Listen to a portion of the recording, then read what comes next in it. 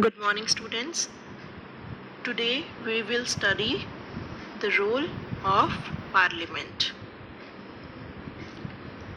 So, as I've told you, that there are three main functions of the Parliament. Okay, so we will be covering 2 out of 3. So, first, the role of the Parliament. You know that our Parliament is a powerful body, it is a law-making body of the country. The Parliament in our system has immense powers. Immense means great powers.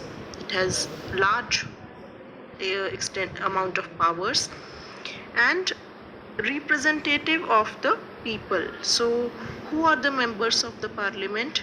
They are representative of the people because we have chosen them. Okay, and you know that Parliament has Lok Sabha and Rajya Sabha. How the members of the Lok Sabha and Rajya Sabha are elected, we are going to study that. So first we will talk about the Lok Sabha. The Lok Sabha is usually elected once every 5 years. So 5 years of tenure is there, and after 5 years again the elections takes place for the Lok Sabha. And country is divided into numerous constituencies. Now, what do you mean by constituencies? So first of all, you should know that Lok Sabha has 545 seats. Means 545 members can be added in the Lok Sabha. Okay, and you should know that what is a constituency also.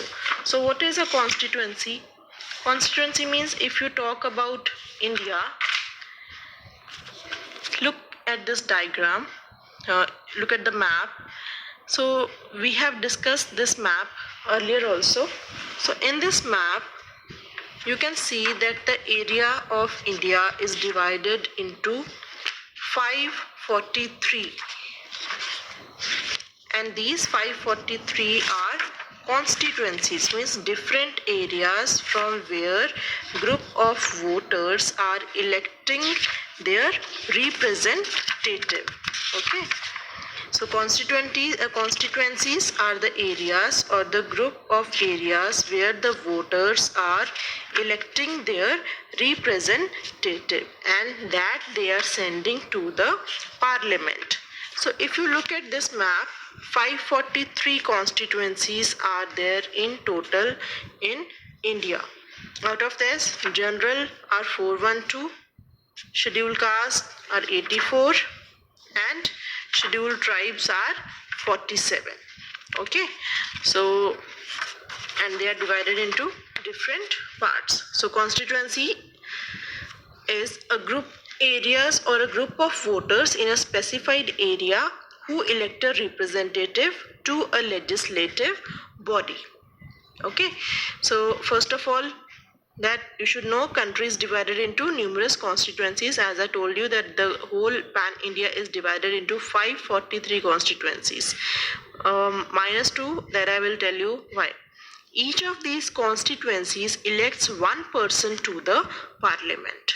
So they are having, for example, one constituency is there, one area is there, and their elections are taking place, and then one person is winning from that constituency. So that one person, the people are electing for the Parliament, and each person belong to different political parties. So you know we have different political parties. So the each persons which is winning the election from the constituencies, they are from different political parties, and these elected representatives to the Parliament are known as Member of Parliament or MP. Okay, so again I'm repeating that country is divided into 543 constituencies, and from each of these constituencies one person is elected, and they are from different political parties, and that person which is elected, he is a representative to the Parliament on the behalf of the people, and he is known as the Member of Parliament or MP. I've already told you that 543 constituencies are there in India. And then the first function of the Parliament is to select the national government. National government means central government, the government at the central level. Okay, like we have in Delhi the government which is controlling whole of India, the main government, central government, that is also called as national government. So what happened after Lok Sabha elections? Question arises that who will form the government. Okay, so list is prepared showing how many MPs belong to each political party. First of all, you know that Lok Sabha elections have taken place and one member of parliament is chosen. Now the question arises that who will form the government. So the people, the persons who have won from the different constituencies, then one list is prepared showing that how many MPs belong to each political party. From BJP, how many have won, from Congress, from all over India, one list is prepared that I'll show you now after this. So one list is prepared deciding that how many MPs belong to each political party, and party having the majority of MPs form the government. And total of 543 plus 2 Anglo-Indians are nominated. Okay, majority is 272 or more, means out of 543 there should be a majority of 272 or more, then only that constituency will form the government, that party will form the government. And what if no party has 272 or more MPs as in 2009 election? Then coalition government will form. Okay, I'll tell you, don't get confused. I'll explain you one. See, so after the Lok Sabha elections have taken place, okay, for example, Lok Sabha elections have taken place from your constituencies, from all over India elections has taken place, the general elections for the central level. Now after the elections, these kind of lists are prepared. Okay, so this was the result of the 15th Lok Sabha elections, May 2009. So this kind of list is prepared, and you can see that grand total is 543 here, and these many number of seats are won by the different political parties. So here you can see who has won the highest, who is the majority party here. Majority parties means whose members are the highest, who has won from the highest with highest number of votes.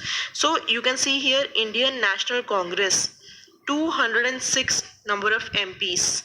Okay, so means more number of people have won from the Indian National Congress, from the constituencies, so more MPs are formed from the Indian National Congress with 206.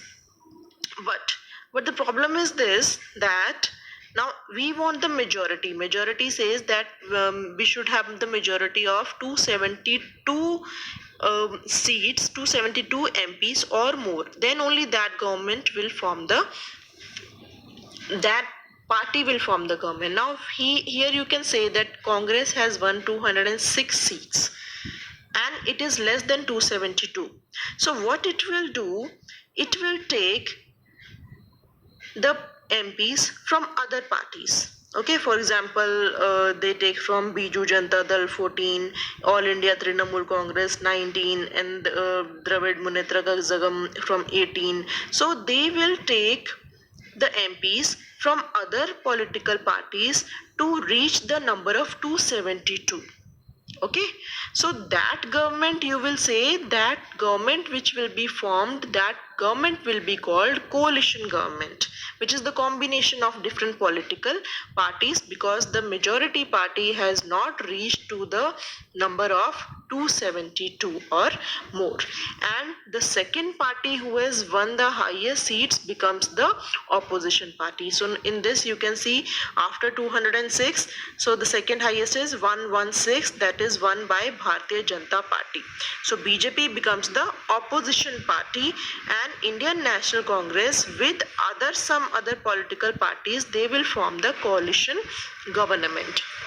Same way like this also you can see in this one also, in Bharatiya Janata Party has won 282.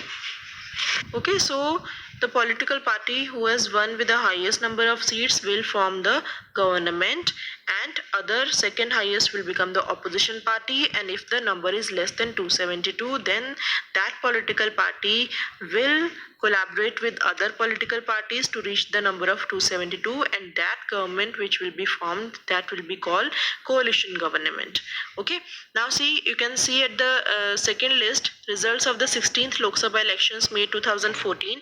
In this straight way, clearly you can see that Bharatiya Janata Party has won with 282 seats. So 282 seats means it is more than 272. So it is clearly they are the winners and they will form the government. So these kind of lists are made after the Lok Sabha elections. Okay, now you see, now it will be more clear to you. After Lok Sabha elections, question arises that who will form the government. So list is prepared showing how many MPs belong to each political party, and party having the majority of MPs form the government. So total of 543 plus 2 Anglo-Indian are nominated by the president, 2, and majority is 272 or more should be there, then only that party will form the government. And what if no party has 272 or more MPs? And then coalition government will be formed by combining with other political parties, and second largest party forms the opposition party. Now again,